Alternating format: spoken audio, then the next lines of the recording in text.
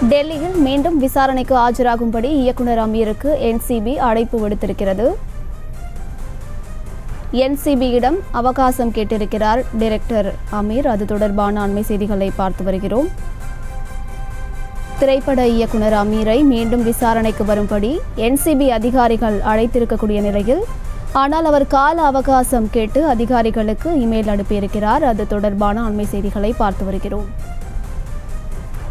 டெல்லியில் மீண்டும் விசாரணைக்கு ஆஜராகும்படி இயக்குனர் அமீருக்கு என்சிபி அதிகாரிகள் அழைப்பு விடுத்திருக்கக்கூடிய நிலையில், அவர் கால அவகாசம் கேட்டு அதிகாரிகளுக்கு இமெயில் அனுப்பியிருக்கிறார்.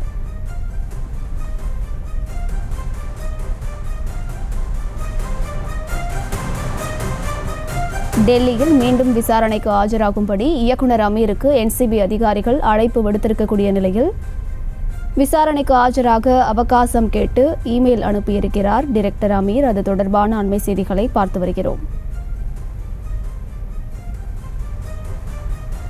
டெல்லியில் மீண்டும் விசாரணைக்கு ஆஜராகும்படி இயக்குனர் அமீருக்கு என்சிபி அதிகாரிகள் அழைப்பு விடுத்திருக்கக்கூடிய நிலையில், கால அவகாசம் கேட்டு அதிகாரிகளுக்கு இமெயில் அனுப்பியிருக்கிறார் இயக்குனர் அமீர். அது தொடர்பான அண்மை செய்திகளை பார்த்து வருகிறோம். மேலும் விவரங்களை கொடுப்பதற்காக செய்தியாளர் லதா இணைப்பில் இருக்கிறார். பேசலாம். லதா, இது தொடர்பான முழு விவரங்கள். வணக்கம். போதைப் பொருள் கடத்தல் வழக்கில் ஜாஃபர் சாதிக் கைது செய்யப்பட்டு சிறையில் இருக்கக்கூடிய நிலையில் அவருடைய நண்பரான இயக்குனர் அமீருக்கு ஏற்கனவே என்சிபி அதிகாரிகள் சம்மன் அனுப்பியிருந்தார்கள். அந்த வகையில் கடந்த சில நாட்களுக்கு முன்பாக கூட அவர் நேரில் ஆஜராகி, அதாவது டெல்லியில் இருக்கக்கூடிய தேசிய போதைப் பொருள் கடத்தல் தடுப்பு பிரிவு அலுவலகத்தில் ஆஜராகி விளக்கம் அளித்து இருந்தார். இதற்கிடையே தற்பொழுது மீண்டும் ஆஜராக அழைப்பு விடுக்கப்பட்டு இருக்கக்கூடிய ஒரு நிலையில் கால அவகாசம் கேட்டு இமெயில் மூலம் கடிதம் அனுப்பி இருக்கிறார்.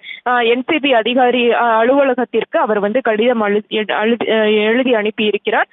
குறிப்பாக கடந்த சில நாட்களுக்கு முன்பாக 2000 கோடி ரூபாய் மதிப்புள்ள போதைப் பொருள் கடத்தல் வழக்கில் ஜாஃபர் சாதிக் மற்றும் அவருடைய கூட்டாளிகள் கைது செய்யப்பட்டு இருக்கக்கூடிய ஒரு நிலையில் தொடர்ந்து விசாரணை என்பது நடைபெற்று வருகிறது. இயக்குனர் அமீர் அவரோடு நெருங்கிய நண்பர் என்ற வகையிலும் கூட அவருக்கு சம்மன் அனுப்பப்பட்டு ஒரு புறம் விசாரணையும் கூட நடைபெற்றது. அந்த வகையில் அமீரினுடைய ஒரு படத்திற்கு கூட ஜாஃபர் சாதிக் தயாரிப்பாளராக இருக்கக்கூடிய ஒரு நிலையில் பல்வேறு நிகழ்ச்சிகளில் பொதுவெளிகளில் 2 பேரும் ஒன்றாக பல நிகழ்ச்சிகளிலும் கலந்து கொண்டு இருக்கிறார்கள். அந்த வகையில் நெருங்கிய நண்பர் என்ற அடிப்படையில் தொடர்ந்து அமீரிடமும் விசாரணையானது நடைபெற்று வருகிறது. அந்த வகையில் கடந்த 2ஆம் தேதி டெல்லியில் இருக்கக்கூடிய தேசிய போதைப் பொருள் கடத்தல் தடுப்பு பிரிவு அலுவலகத்தில் அவர் ஆஜராக வேண்டும் என்று ஏற்கனவே என்சிபி சம்மன் அனுப்பி இருந்தது. அந்த வகையில் கடந்த 2ஆம் தேதி அவர் நேரில் ஆஜராகி விளக்கமும் அளித்து இருந்தார். இதற்கிடையே தற்பொழுது மீண்டும் என்சிபி அதிகாரிகள் அவருக்கு ஆஜராக வேண்டும் என்று அழைப்பு விடுத்து இருக்கிறார்கள். டெல்லியில் இருக்கக்கூடிய அலுவலகத்தில் ஆஜராகி விளக்கம் அளிக்க அழைப்பு விடுக்கப்பட்டு இருக்கக்கூடிய ஒரு நிலையில் கால அவகாசம் கோரி மெயில் அனுப்பி இருப்பதாக நமக்கு தெரிய வருகிறது.